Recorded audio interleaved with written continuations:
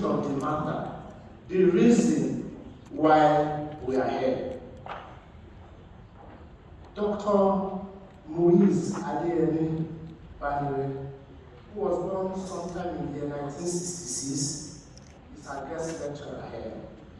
His profile is so rich. When they sent it to me, I had to do a nice job of editing and abridging. And I still don't know how good work I did about that. So I will not read it. We have it on pages, sub-version on pages 11 and 12, but I'll still not read it. I want the learned SAN and an officer of Niger to speak for himself. It is time to listen to Dr. Moise Banire, Senior Advocate of Nigeria and guest speaker of today. Thank you, sir.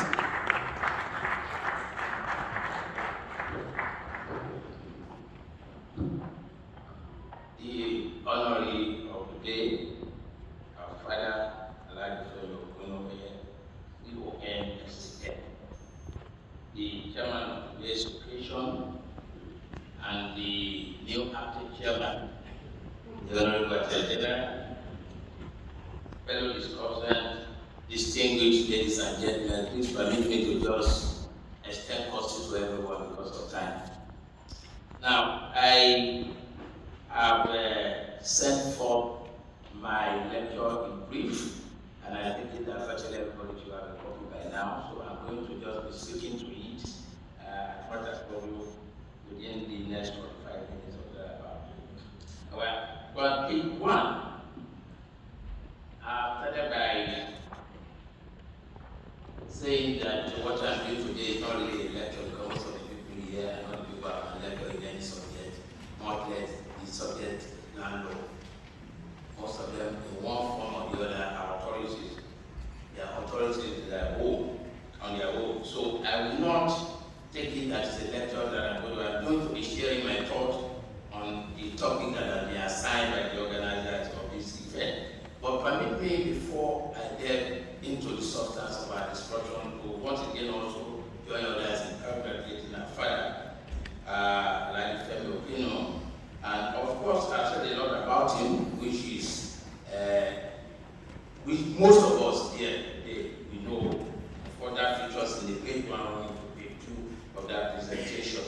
And of course, how I got to be the lecturer or the presenter of today's lecture, I've also stated it because somehow when I was informed, I was shocked, and I did that even as I had become the fact that I'm the one that should be doing this job. But I understand the honoree suggested that I be the one to undertake the assignment. Certainly, I have no choice than to do so for several reasons that I've highlighted here, particularly the aspect related to the fact that I'm a disciple, I'm a pupil under the honoree. I've had a lot of wonderful time, including a lot of research work in this area of the law alongside with the honoree of today. Beyond that, of course, I've had the privilege of not only teaching land law at the Faculty of Law, the University of Lagos. I practiced land law over the last 3 decades and beyond. So you will permit me today, I'm at page 4 now, so I said that to present something that appears to be like an inaugural lecture. I know Professor Mokai is delivering an inaugural lecture very soon, but unfortunately I never had the privilege of delivering one because I've had to leave the university system around 2015 or thereabout for reasons stated and obvious to most Lagosians anyway. So today I take the liberty to do what I ought to have done in the university community, given this particular platform to do say. So I'm at page 5 now. Like the MC said earlier, the topic assigned presumes certainly that there are so many inadequacies around the Land Use Act. As you very well know, the Land Use Act is the main legislation that regulates or manages the land in the entire country today. So before going further at page 6, I went into what I consider to be conceptual clarification the academic will understand why I'm doing so, because not all of us here are lawyers, I presume, and not all of us are even conversant with the technical terms that we employ. If I ask you now what is land, most likely the best answer I will get from a lot of people will be soil now. That is land, or a subsoil. But of course, as lawyer, we know that it transcends subsoil, not the soil itself. So I try as much as possible to also restructure the topic by particularly substituting the word administration, which will not fit in conveniently or comfortably into what we intend to bring out of this lecture.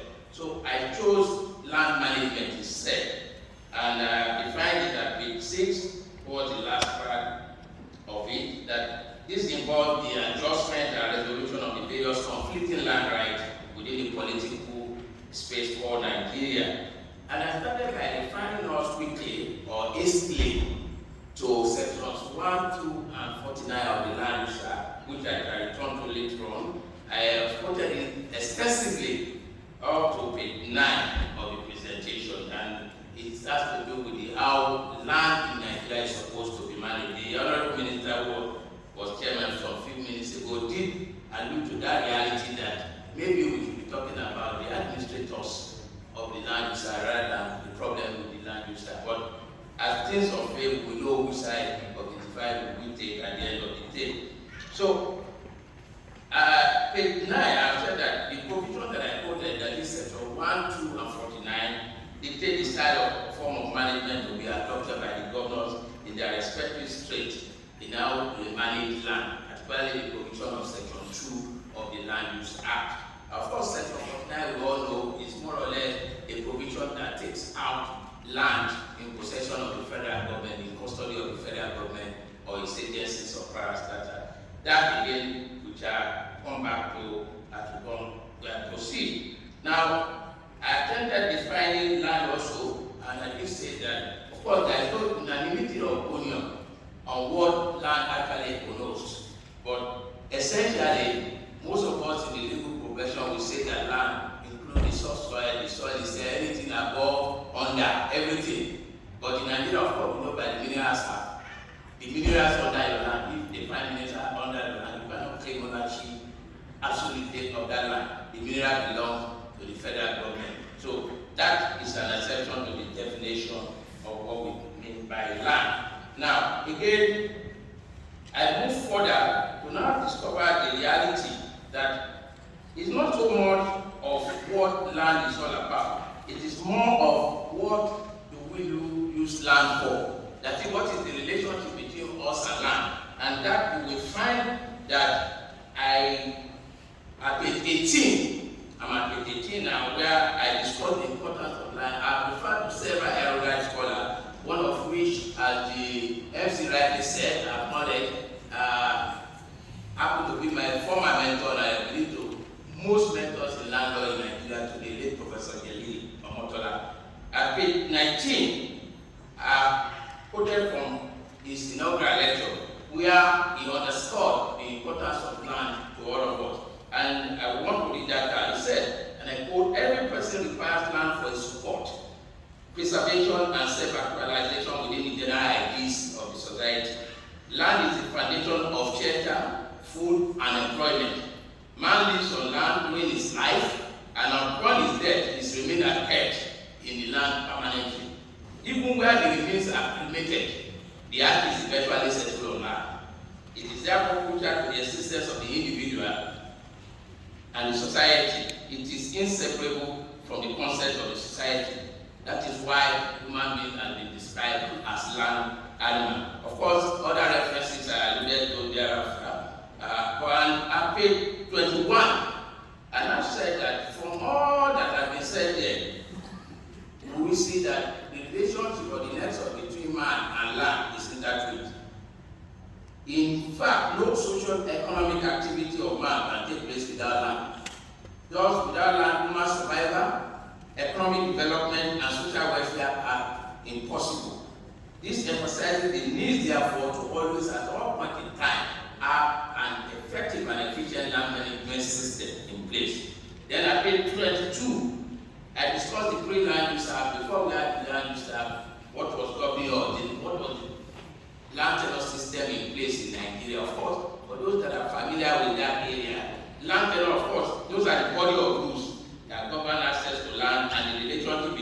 other, on the one hand, and economy, and so on and so forth. So we used to have to, in the northern part of the Nigeria, we used to have the land tenure law, which happened to be the forerunner to the land use act, substantially pattern after the land tenure law. Then in our own, we have the customary land tenure system, which of course I will explain more about, and that was what we used to have. Of course, that is not to say that we do not have some other legislation that are subservient to those principles established. I've mentioned some of them, but I do not intend to discuss them because they are not so much germane to our destination today. Now, what the Land Use Act has said, and why do you have the Land Use Act? If you look at page 24, I did allude to the fact that the fundamental problem there was that we had insecurity of title, large one. As we go on, maybe I will not be using that past tense. Also, we had the problem of even access to land, not only by even Nigerians, even government itself had problem. Development was being hampered. A lot of projects will not go on because of the challenges around access to land in the country. And of course, the offshoot of the issue of fiscal planning, the planning of the land itself. So that period at page 25 is during this period of what I consider to be retrogression and confusion, the judiciary strive as much as possible to be quick towards a stable jurisprudence in the area of customary land law tenure system. Like I said, there was not so much problem in the northern part because the legislature invested all land in government. So they were used to it. You go and apply for land, you get land from government, everything about land rights was substantially regulated under the land tenure system. But in the southern part of the country here, the customary land system was not that settled until the court started establishing some form of jurisprudence. For example, for those who are lawyers, they will tell you, after some time, the Supreme Court said, okay, if you want to alienate family property, there must be the consent of the family head and the principal members and so on and so forth. So I will not bore you, all those are required to page 25. So I move to page 26. Now, notwithstanding this effort of the judiciary to even give some measure of predictability to what the law is when it comes to the tenorial system of the country, so many afflictions were still reigning during that period. So what then happened was that when the federal government realized that, look, this thing was impairing the development of the country so much, a committee or a panel had to be set up to investigate and consider what should be the way forward. And this committee sat, I think, for about 3 months and already put together what we now have today as a Land Use Act. So in that context, again, eventually you will understand or appreciate why we have some of the challenges that we have under the Land Use Act today. So at page 24, I move to study now to the Land Use Act itself and what it sought to achieve. Of course, one of the goals, is to harmonize the land tenure system. In other words, you are coming to Nigeria to invest in land because you did not issue that tenure law. In the south here, what obtained in the eastern part of the country is different from what obtained in the western. So there was sort of confusion all over the whole place. So the first mission of the Land Use Act is to harmonize all these two and say, if you go to Nigeria, you can predict what the tenure system is all about. Of course, again, that was the major thing, and as captured in the preamble at page 28, the purpose, the essence that is captured in the preamble itself of the Land Use Act, which is fundamentally to make land available to all Nigerians at affordable prices. That was the primary goal of the Land Use Act. Beyond that, of course, the issue of security to secure this title so that I don't get the land today and I end up buying litigation. That kind of situation. Those were some of the goals, and of course, to be able to order land use in the community.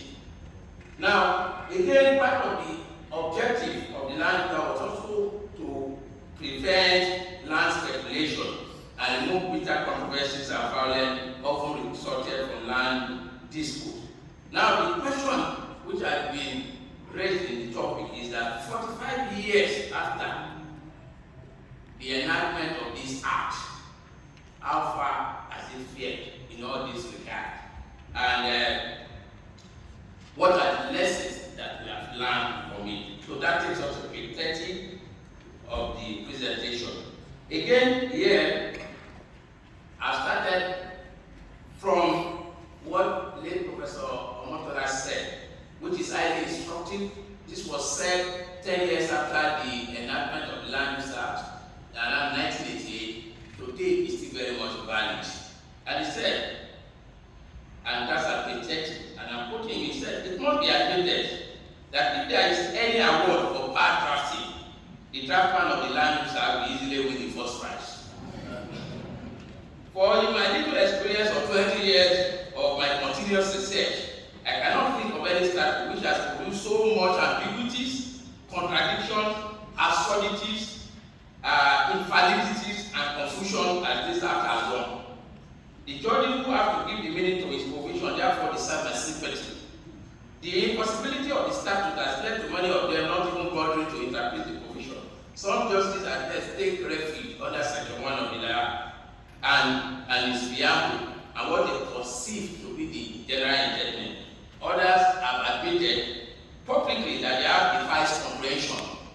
The result is that 10 years after the act, the provision of the act remain largely uninterpreted. Of course, the implication of this is that once a statute is inelegantly drafted, that is the beginning of the woes of such a statute. And that is what has happened in this instance in respect of the Land Use Act. So, like I said, at page 31, apart from the contradiction and complexities alluded to in the act, so many of the provisions are unintelligible and impossible to operate. No wonder that as a date, the act is more honor in breaches than obedience. Then I move to page 32. Now, I said that the court are still struggling. They struggle and they are still struggling. Most of my laws are here and they were attest to this reality. They are still struggling with the interpretation of the Land Use Act up to date. And if you recall what the chairman, Mr. Pachola, yesterday said, the kind of situation we are about is even a somersault situation. Today, what we say this today, by the time you said of judges or justices, decide another case, the somersault, they take another position. So, to a large extent, it's still a fluid area, almost 45 years after it. Now, what has the act done to us, particularly people of the South? Like I said, it didn't really have so much impact in the North when it came because it was the land tenure law which was in operation in the northern part of it. The Land Use Act is just a multiplication of that land tenure law.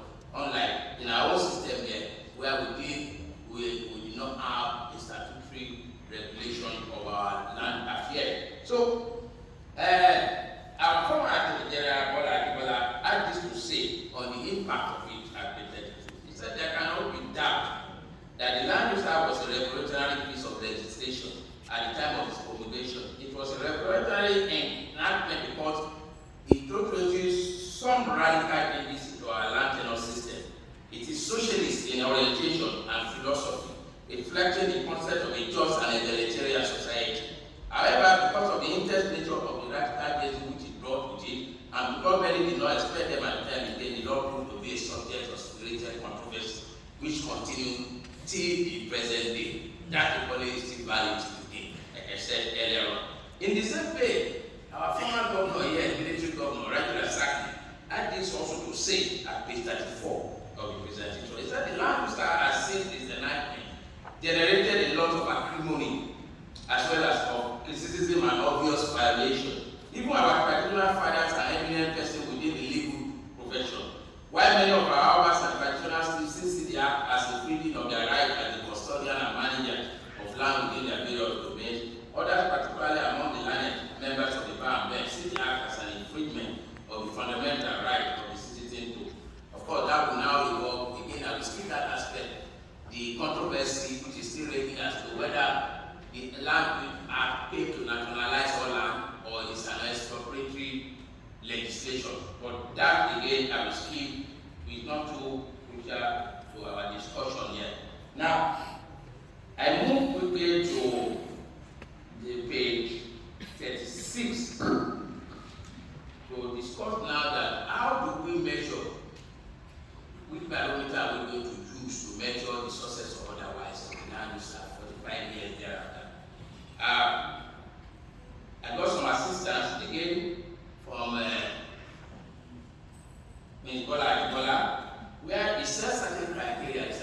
look at all these things, if your answer to all these questions are positive, then it means that the act has succeeded. But if otherwise, then it means that we haven't really moved. Now, the first question is, the first question is, how far has the land has ensured the availability of land at low cost to Nigerians? 2, how far has it curbed the incident of land mitigation? 3, how much contribution has it made to the progress of public sector housing program at all levels? Has the Act made any contribution to planning and environmental protection? And lastly, whether the Act has helped to preserve third-party rights. Now, I've added 3 other ones on my own, which are, how has the Act succeeded in curbing land speculation? 2, how has the Act succeeded in enhancing industrialization and growth of the nation? And lastly, to what extent has the Act enhanced security of title in Nigeria? Now, in respect of the first issue, the access to land at affordable rate, my position, I said that the Act has failed in providing land to Nigerians at affordable rate. In fact, I am sure that if we take a census here now or a poll, and how many people will wake up and say, I want to buy land, and the next thing they will think about is the state government, I'm sure you will struggle to get 5%. Because everybody knows that, apart from the fact that the land is not available, even where available, what you will go through, the trauma you will go through to get it, you will not even hear it. It's best to go back to the original position of private ownership and acquire your land, which is the reality. But the worst one is that the Act itself has now succeeded in putting even the prices of this land up than it used to be before. Now, like I said, I moved to why I've come to this conclusion at page 40 now. I said what the Act has done by virtue of Sector 1 is that it has taken away ownership of land from the original owners. What it has dashed them instead is now right of occupancy, that is a possessory right. That is the best that you have under that one. So that on its own is a source of aggression. Now, what has then happened? The new owner and now the governor, who Nigeria will now have to approach, that is to say, the purpose, the intent of that you want land, you go to the government and apply and say, I need land to build my house, I need land to set up industry, I need land to do stuff. But the reality of the matter is that today, can anybody really in good conscience say that this is what is obtainable?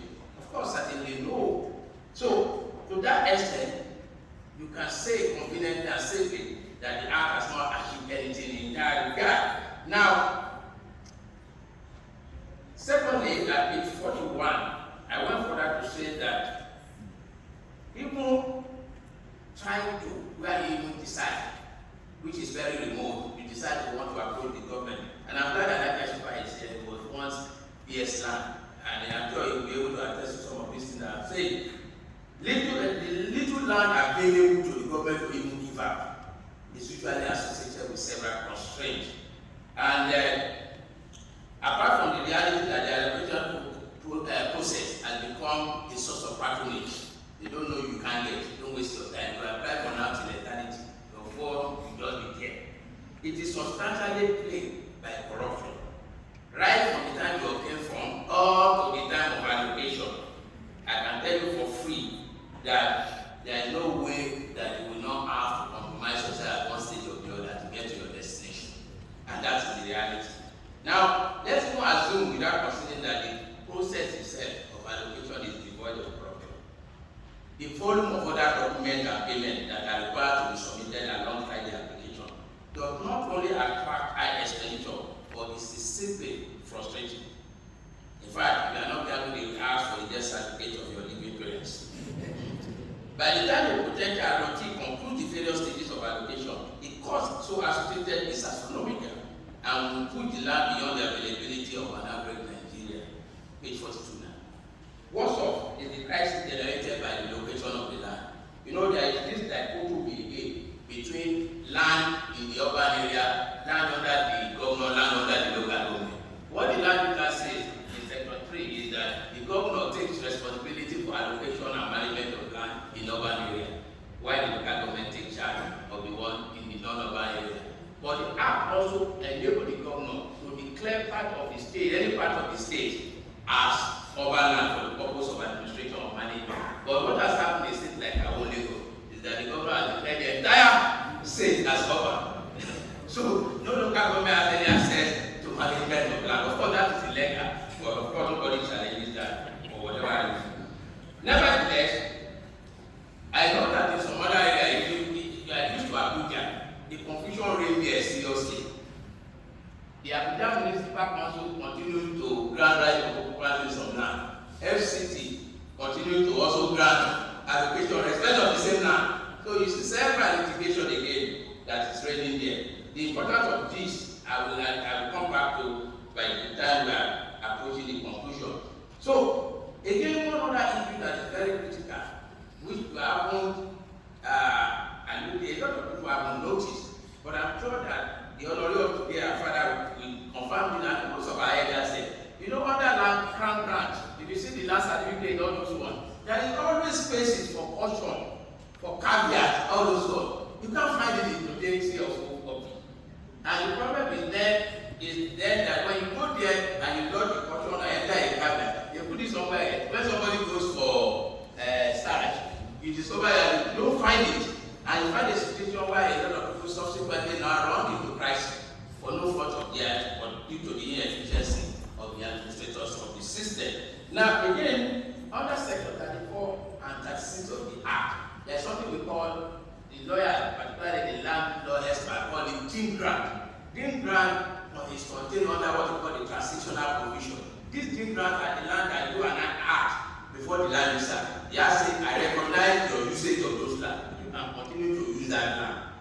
The only intention was that within a short space of time, that would migrate into the actual grant. But unfortunately, 45 years thereafter, it still stands system, but still in transit the record of that. Now, how has this affected the cost of price?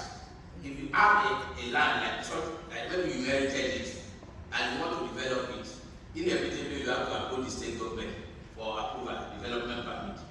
If you want that, they will insist for you must get your root of title certificated. In other words, you have to apply for CFO, and that's where your problem starts from. By the time you are through with that one, the cost of that land, the cost will be used in procuring that right of occupancy of the certificate will only be 3 times the cost of the land. So that is a major problem on its own. And unfortunately, this is DGM. So, and again, antithetical to the objective of the Act itself. Now, apart from several fees that you are meant to pay, neighborhood improvement, infrastructural improvement, tax, and so on and so forth. Of course, they don't go like that. I can tell you, each time I refer to fees, you must take on board the unrestricted fees. They must go along with this at every stage. Otherwise, that file will never leave that thing till eternity. So, again, I discussed the issue of consent. That is the most horrible one. You are transferring your land from one person to the other. You must obey the governor to complete. The intention, the rationale behind is simply to order the use of land. In other words, it's a physical planning tool. But what has happened today? Virtually all governors see it as a revenue issue. And when you negotiate, my recollection is right, it's not less than 15% of the value of the land. So if you have that now, you buy a land, you want to develop, you must get consent before you can apply for physical planning. So you have to go for consent. And pay a lot of fees at the end of the day that now triggers the cost of the land that we are talking about. Of course, why the detriment of the Act, like I said, is to order, control, and planning, thereby not mandating. There's nowhere, if you look at land reserve, where any governor is given the right or the power to charge those fees. What is envisaged is administrative fee, the fee of pushing from one place to the other. But today, what do we find? Everybody just imposes sort of levy for trying to transfer your land from one person to the other. So, I said not only the fees prohibitive, but the government sometimes devises a different contract for the parties. In other words, maybe you inherited the land, but somebody decided out of his goodness of heart to give you land now, and you go to government and say, look, I want to do consent. Maybe you even pay the man, pay 2 million and just take it. Government will now give you their own price and say, no, the land is also so amount of money. That less of the fact that maybe it's a gift from someone to the other, or it's even given out as a concession price. You know, for those who are lawyers, you know, consideration need not be adequate. It's only you just put any amount, you don't put any amount there. It's sufficient for a valid contract, but they will now substitute and work out a new contract for you with their own figure. And of course, this is clearly antithetical to the objective of the Land Use Act itself and exploitative in nature. And then again, I went on to discuss other subtitles that are added to the course, which I've alluded to before. And as infrastructural, and I have the question of what is even the essence of government? If I have to pay for every infrastructure, I pay tax, then I'm entitled to some infrastructure where I am. But of course, they will still charge me that one again. Now, all these are said militate against the tenet of the Act. I'm at page 46 now. Now, the first story is even that if you decide to go to Lagos State or any state to apply for land, and they give you the land, and poverty, I don't tell please, sorry, it's the area that are poverty that I'm using as reference for. I'm used to Lagos alone. If you succeed eventually in getting government allocation, I can bet you can't use that land without settling your moneyless. So what is the essence? What is the essence? So it's the case of double jeopardy. You pay that one, you go back. If you go to government and say, they are not allowed me to use the land, say, okay, you better go and talk to them. Go and talk to them. So at the end of the day, this is what we witness every day. So this attitude again has emboldened the moneyless so much that even government itself is finding it difficult to access land for public development program without settling the moneyless themselves now. I know a lot of instances that they have to go and call them and settle them. If they even get the state government, this government itself wants to use that. Now imagine somebody that's a private individual. So it might even be much more apt for you to just go straight to your money and buy your land and subset yourself rather than even going for government allocation. So, and then, like I said that is for 7, that by the time the average Nigerians add this to the cost of allocation from the government, that is the amount that you go and pay your moneyless again, the ultimate cost becomes not only excruciating, it's certainly much higher with what ordinarily you have incurred under the original customary tenure. Now, the flip side of all this story again is that virtually all land in the state now have been taken over by this moneyless because there is no control anywhere. They have continued to sell land regardless of the status, whether under acquisition or not under acquisition. They continue to sell to innocent Nigerians. Of course, those that are guilty, with due respect to your highness, I hope my highness are left. The others and valets who have no alternative contact address. So what has happened is that the situation is decelerating so badly that some of them, these tainted mobbers, have even infiltrated the government through their influence to insist that all the new land transactions conducted in their domain must not see the light of the day without recourse to them for additional exploitation. You buy land that you have bought for long, be transferred to another person, then one of them will wake up more money and say, before you can perfect your consent, you must come back to me and pay again. The strange thing is that the Lagos State government, and this specific, is even endorsing and encouraging that illegality, which is sad. No law says, and I've said the implication of this, which they don't know, I've said it to all the relevant officials of state government. The same way Boko Haram developed is the same thing we are showing now. Because one of us is doing it now, all the others will regulate before you go all over the country. If you buy your land today, you transfer it, you go to another side, you want to consent, they will say go back to the Oba. The Oba will say bring money before I can give you consent to create that. No law permits it, but the illegality is still reigning unabated. And I think these are some of the issues that at the end of the day, the whole essence of the state control, of state management of land. I said, certainly we need no law court to declare this act illegal, and it is not supported by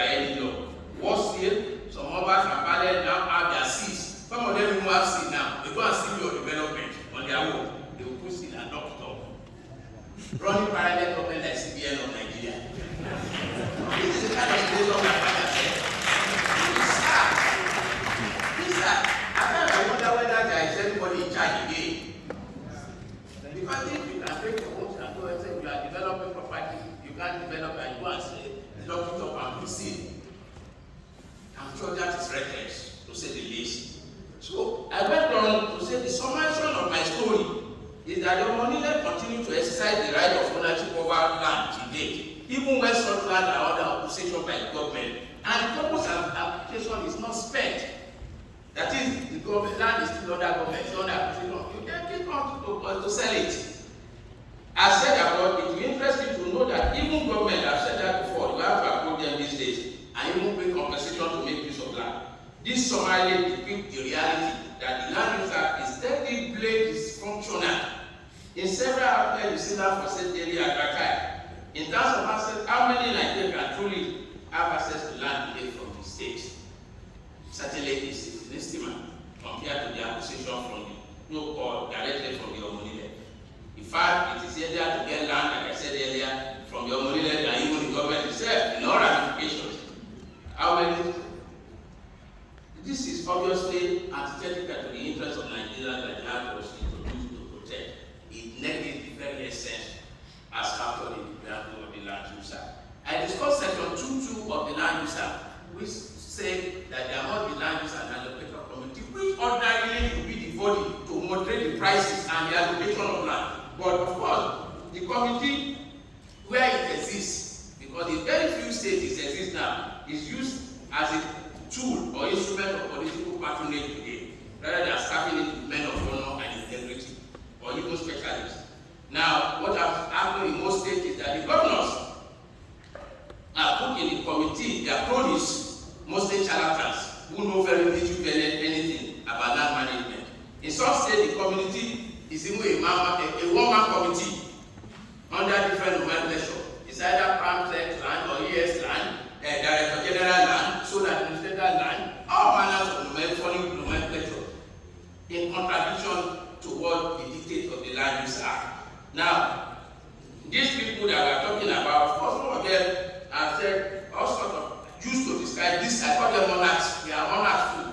They are institutions on their own in government offices, purely against the dictate of the act. This committee presumably ought to moderate the prices of land in a manner that is affordable to an average Nigerian. However, due to their own composition, improprieties have become the order of the day in the hands of the committees. Therefore, allocation are likely to be objective, but are based on connections. And the people who are meant to be the beneficiary are directly and indirectly excluded from the ambit, at least through the exorbitant prices. Now, the second question, how has the act been able to reduce land litigation?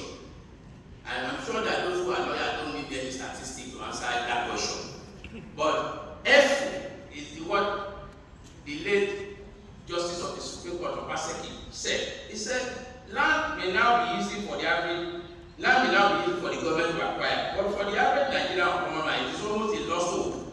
The claim for title to land has not diminished. All that has happened in the southern states is that claim has shifted from title or claim for declaration of title to claim for entitlement to right of occupancy. The court are no less busy than before in trying to sort out competing claim that is therefore for return and so on and so forth. So at the end of the day, we even have more litigation now than ever before. Before we used to ask for declaration of title. There are a lot of new heads of claim now, like consent. You fight on consent. Lawyers will remember Agilo and Samanaba. You fight on that. You fight on compensation. I will come to that later. A lot of other new heads that we have to fight over now. In fact, there is one aspect that we haven't looked at, which is practical in nature. Most of the lawyers will always seek in court today the declaration of entitlement to that. And I tell you, when we get judgment, entitlement to that, it's entitlement they give you. You still have to go back to Lagos State government and say, look, I need that, you have that. Court has said I'm entitled. Please give me the right of occupancy. So that's how the complexity involved in this. So I went on to the issue of anarchy. And I said that the worst one now, that's been 54. Anarchy in the country have even created more litigation than ever before. So many cases of land dispute now crop up due to impunity. You own a land, somebody invade the land, we talk around. Even with attack with policemen and continue to erase construction, relying not only on his mind, but taking advantage of the sluggish administration of the justice system. Even government at times, with or without compromise, endorses this act. The impostor, the trespasser never possesses development permit and yet continue to be. This has compounded the already believed legal and civil justice system that is inundated with several cases. So these are some of the issues that even government itself compound the situation, because you see somebody who has jumped on another person. That is very prevalent now, I tell you for free without fear of contradiction. It's just there we talk with policemen and even with that, and government with the other side. And even where you withdraw your attention, a lot of statistics that are really out of that. Now the third aspect is accessibility of government itself, like I said, to public housing. Of course, that one is not possible without them to compromise themselves. Now the major one is between the federal government and the state. You know, federal government since 1978 cannot access land directly again. They have to go through the state, even if they want to do anything to get the land. But what has happened is that along the line, politicization came in. They now started politicizing. If they want to do anything positive for the state and they don't want them to take the chance, even if it will benefit the citizens, they will decline. They say no land. That used to be the situation, and I say without that is still the situation, at least in Lagos. I'm sure Elijah Chapa, who is the managing director of Federal Housing Authority, is there. I'm aware that I've acted as a consultant for them in the last 1.5 years. They want to build over 20,000 housing estates in Lagos to get land zero up to date. And that is the kind of challenge. So at the end of the day, who at the end of the day suffer? It is the people, if they build it, it's not the people that will get the property. So that challenge is also there in terms of accessibility of government to land. Particularly, the federal government still have that challenge because they have to go through the state and go and beg them. And they said they like their face, they won't give them. Like I said, even for states, it's not yet to rule. You have to go and beg to your money if they want to do anything meaningful. Then I move to physical planning issue. Now, the land user actually do not pretend. It has no pretend about physical planning. It has not said that I'm going to help you in your physical planning. No, nowhere. So what has happened along the line is that land use deals extensively with land rights. Who owns this? How do you get this and so on. But when it comes to the issue of how you use your land, the Supreme Court has told us it's the state that have that right. So that dichotomy again is causing crisis. That is why you will see a structure like Federal Secretariat rotting away there today.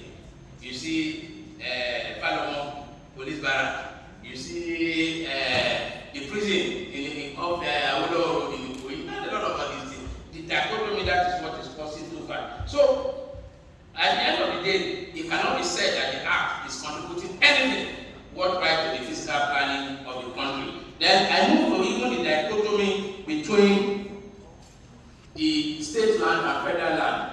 You see, that one is the worst one. And I'm glad that the former village chairman of this session alluded to it. I don't know what is happening to us. The Honorable they fought extensively to ensure that all that belong to Lagos, that book, Contemporary Land Matter, in case of the read it, you find it there. You say our land is our land. Now, today you get this, maybe you get federal government allocation, and you now move to Lagos State government. I want a CFO in respect of my land. Rather than Lagos State government use CFO for you, they say go to the federal government first, go and get CFO first, then you come back under what they call regularization, which is, to say the least, stupid. There's no other word for it. You begin from nothing. You want to get all this land into your data bank. Somebody has approached you. Why do you send it back to them?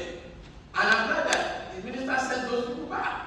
Even if it's their land, the moment they dispose it, we'll come to that, because I know it's the area that the Honorable today has done extensive work, which I will come back to. What I expect, which I've advocated to them, once they come, take all the documents, process that, take them on, they become part of your own. At the end of the day, you still say, go to federal, go and do regularization and come back. Again, this is part of the area where you are not only denying yourself a right, you are creating problem body for that man, the developer.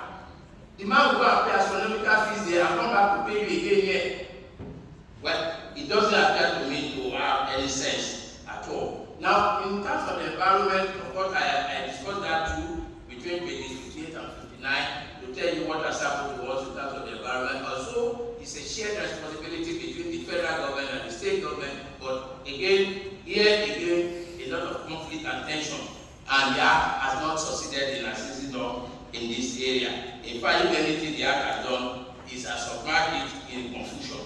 There is so much anarchy, which appears to be the sole identifiable contribution of the land use act in this regard. Now, I went to the issue of land speculation. That one is still thriving like before, even much more thriving. Now, I paid 60. I said land speculators that still carry on their trade in the same manner they have always done.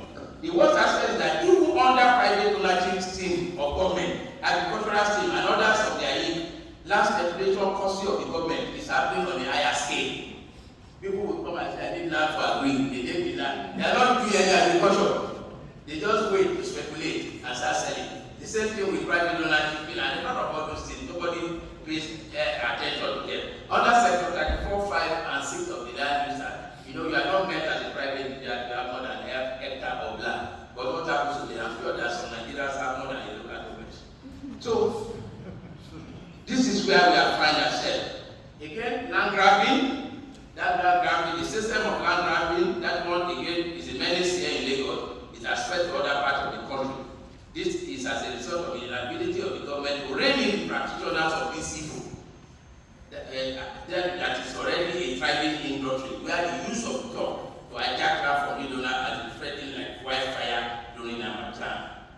Now, what has happened is that where we find most of these top boys, during election, usually they will be very busy, but they have to shoot. Once they finish, they don't find any other job. The one that is settled for immediately is land grabbing, and they find this one. Of course, nobody contains them because of their relationship with the power that be the political class. They get away with a lot of crime. So that is still thriving there. Land speculation, the act has not been able to do anything about that one too. Now, land use act and industrialization. Again, the act has not been helpful. Again, it's a failure in that regard.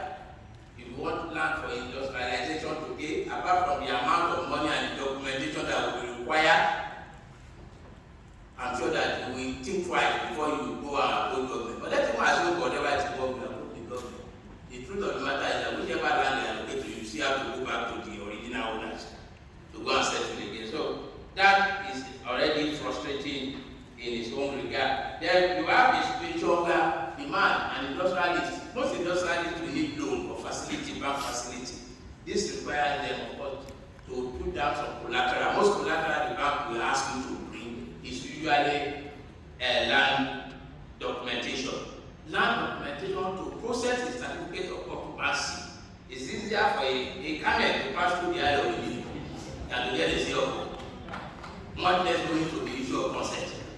So, at the end of the day, what are we achieving? I had a discussion with the immediate past managing director of Bank of Industry. He said 80% of their book loan in their custody have been delayed because of consent. Disbursement is being withheld because of consent. 80% of them. And we still want to grow. We want to get industrialized. I don't know how we intend to navigate. So these are some of the daunting challenges that we confront with daily in this regard. Now, I also went beyond that into the aspect that mortgage, that another security, the perfection of those ones is another cumbersome thing, and the cost, of course, is astronomical. It's a no-go area. Then I went, that's at page 65 now.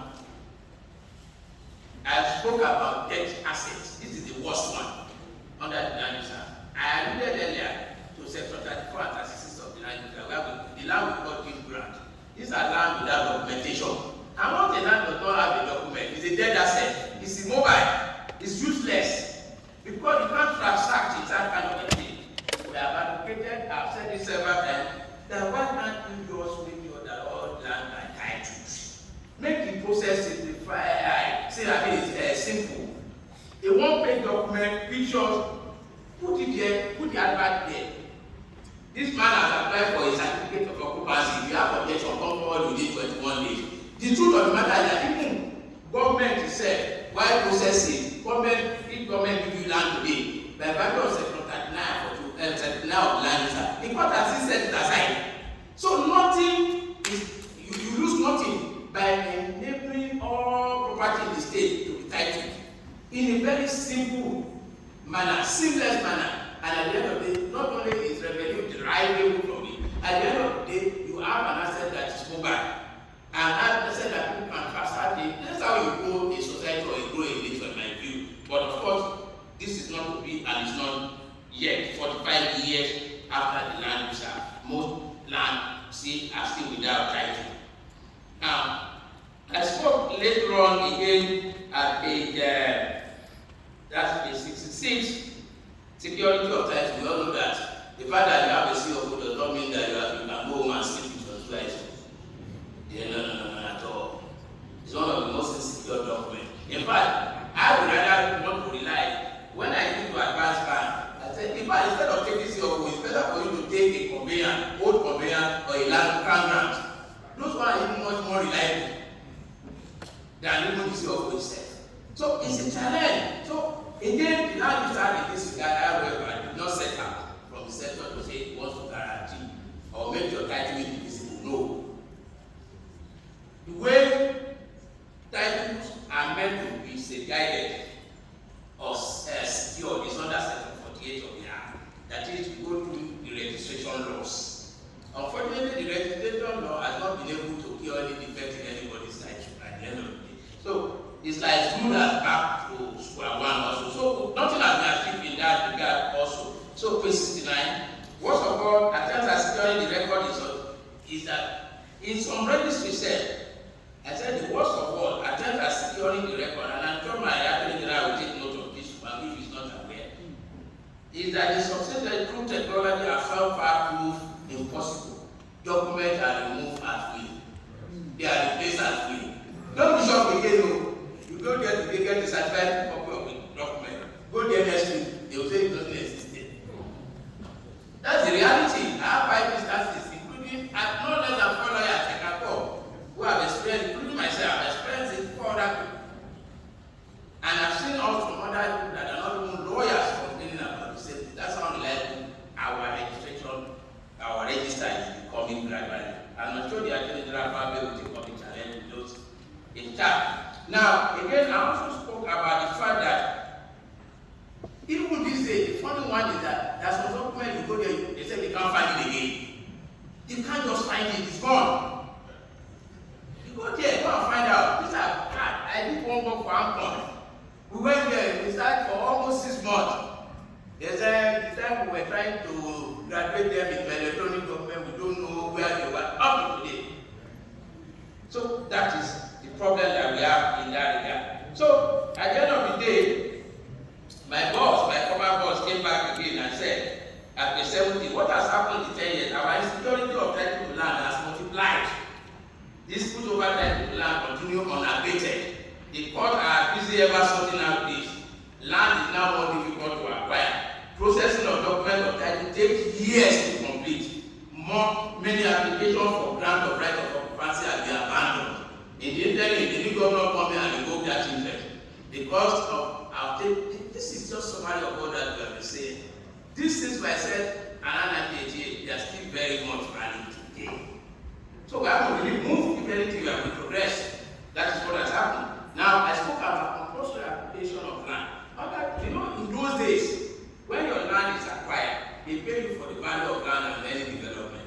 Under the land is that they pay you for unexhausted improvement. So if you don't have any improvement, you are left with nothing.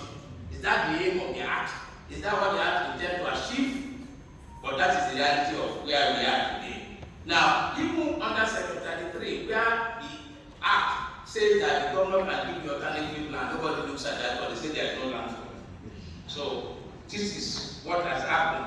So I now go to the last aspect, which I call miscellaneous, that's page 73.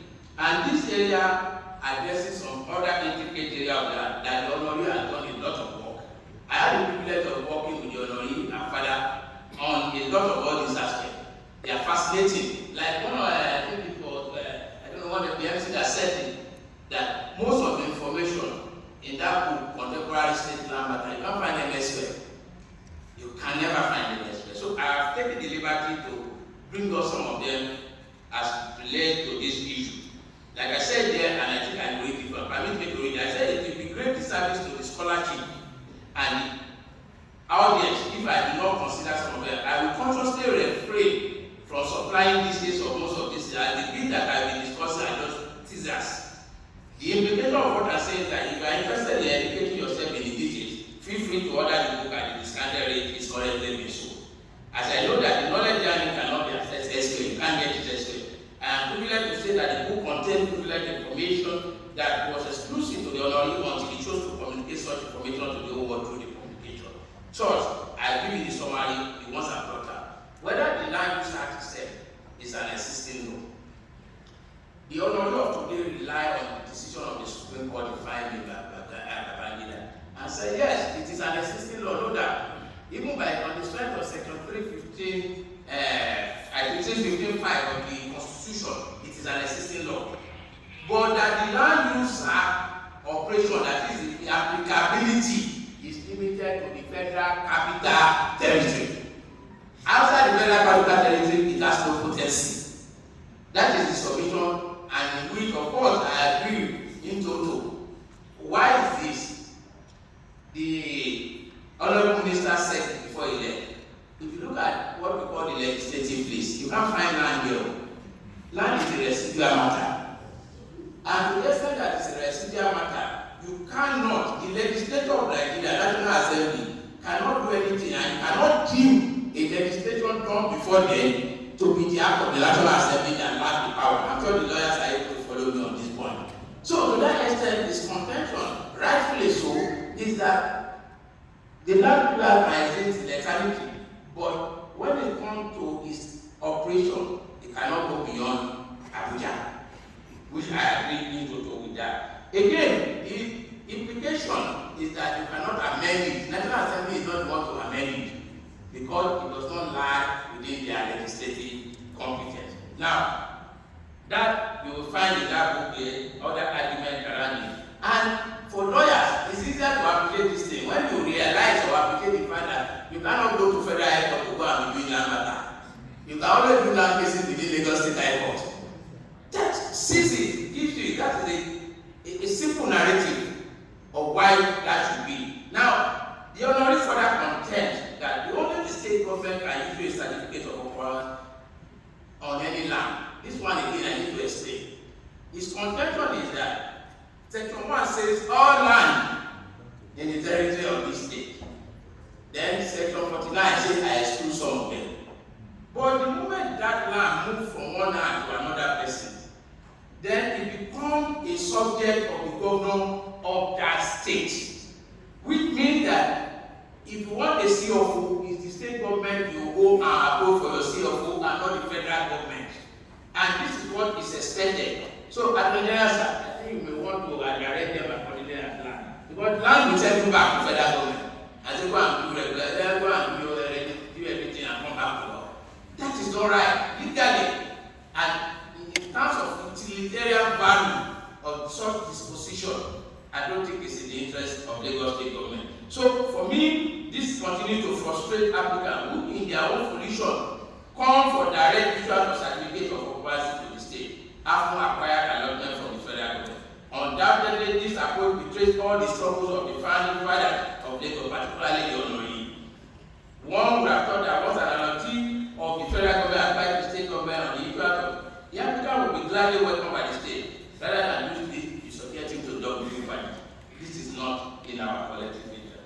Now, again, the honoree has contended, which I also agree, that the federal certificate of occupancy, the validity must equally be limited to Abuja. You can't believe this federal state of overland in Lagos. To me, it sounds a bit absurd. So the contention again, stemming from that authority that I relied on, which I equally concord, is that it's only the state government that can continue to do that. So the summary of this is that the federal certificate of occupancy cannot be valid outside the federal capital territory. Now, he went further to a very critical area, federal land registry. What is federal land registry? That is another problem. That one has no legislative or legal platform, legal plan to stand up. We have it in the Korea. It is an illegal, a caricature thing. His contention again, which I agree, is that this only in Abuja that you can establish that. You go back to section 4, go to section 48. What you find out is that registration, land registry are function of the residual laws. I've said it before. Registration of title law. Where is the registration of title law act that covers the entire country? None. There's none. So again, federal land registry can only register title within Abuja and must be within Abuja, not outside Abuja. That is the next effect of what the Anori have said, again, which I concur. So I move to page 79 now. I now summarize what one of my colleagues, have said, which is instructive. It is a summary of all the things that I've been saying. Unfortunately, this man, is also a victim. He paid for land, a lecturer, a professor. He struggled to raise 6 million, pay for land. This is almost 11 years. He can't get money, he can't get land. He had this to say. He said the existing land use policy, increased development, leads to artificial scarcity and escalate land prices. The process and price of obtaining the certificate of occupancy as well as governor's consent is so onerous that many Nigerians have simply given up. The result is that they are unable to obtain land for socio-economic development. The discourse also shows how many governors have caught the wood against the grain. They have used the land user for purposes it was not intended to serve. Rather than being administered for the benefit of all Nigerians, the land user has become an instrument of patronage. I will add my own. In some instances, it can become an instrument of oppression. If they don't like your faith, they just revoke your land. It's as simple as that. That's how bad it is. In fact, in as much as I feel the pain of all of us when it comes to cash, for example, my challenge is that when I hear a lot of governors say, I will revoke your land if you don't take the whole load. And I look at the technology of the land, where is it put that is a grant for revocation of? I couldn't find it there. And this is some of the absurdity that we see all over the place. Again, like I said, most times when they don't like your faith, your land is actually, it can suddenly become a police station or fire station. So, any lesson learned, I do not believe that we have learned any lesson really, honestly. I do not believe so. But however, I know some lessons that we ought to have learned. Some of them that we ought to have learned. And I detailed them out from page 86 that one, the poor and inheritance drafting, we need to address that issue. We need to get the best of draftsmen to deal with the act in a very, very professional way. I also noted the issue that we need to, this dichotomy, a system of different certificates of occupancy over land in the same territory, this one federal seal, this one, we need to do away with it and have a unified certificate of occupancy. I think that's part of the thing we should learn by now. That multiplication of land registry, of course, like we said, and as they argue, there should be only one registry in each state. The only federal registry should only be within Abuja. That is the lesson again that I believe we should want to learn. Now, again, I spoke about the land, the rules of engagement, because land is a residual matter under the Constitution, which should be left to the state. And membership of the land use and allocation committee should be specified in the relevant laws. These are the people that must fit in. And they must go to the House of Assembly for class, training, and everything. And their tenure must be secure, so that they are not unduly influenced by the governors. Now, I spoke about the fact that the dichotomy also between state and local government, which I alluded to, we need to address it. If we want to give all land to the government, let's do it. If we want to define it properly. Now, I spoke about the hospitals that are alluded to in processing right of occupancy, how difficult it is and challenging. Somebody needs to address all those points. We need to learn that we are doing ourselves. It's corporate-wise sounds foolish. Because at the end of the day, if the nation does not go, you are wasting yourself with all this, what do they call it, the obedient way shishi. You are wasting yourself. So that is the problem we are in. So, number 7, mobility of land, that you need to title all land. All land, just do an advertisement. Do one-page application form, fill, put your picture of that. It has been done yesterday where I invested. They've done it. They've affected all the land with their data bank today. And I think that needs to be done. Now, the self-provision also probably need to petition it. It's the source of abuse now. It's been thoroughly and badly abused. You may have to do away with it or make it also automatic under certain conditions. With the rider that only administrative charges should be charged. Now, I also spoke about the fact that we need also to quickly migrate all the transitional provision to become a permanent one. Now, I concluded that aspect that the fact that the land use act that must cease to apply to states in view of the decision in Femi and Babangida, and I put the caveat. I said I have no originality in these thoughts, but just sharing and endorsing the reasoning of the authority, so don't accuse me of plagiarism. This call is reinforced by the conviction that all time the culture and custom of the people matters in the management of land. That is why it's residual. The truth is that the religions do not share any similarity. We don't share any similarity, and we may be deceiving ourselves. There are so many things that distinguishes us from each other than binds us together. So I believe to that extent our land law must reflect the culture and the custom of the people. So with those lessons, I would have thought that by now we should be agitated about the repeal and the noise the agitation should be deafening, but alas, that is not true. Those in charge who want ordinarily to be the crusaders of change seem to enjoy the present confusion. And rather than advocate modification, amendment, or repeal of the act, they are indifferent to the PRS minimum.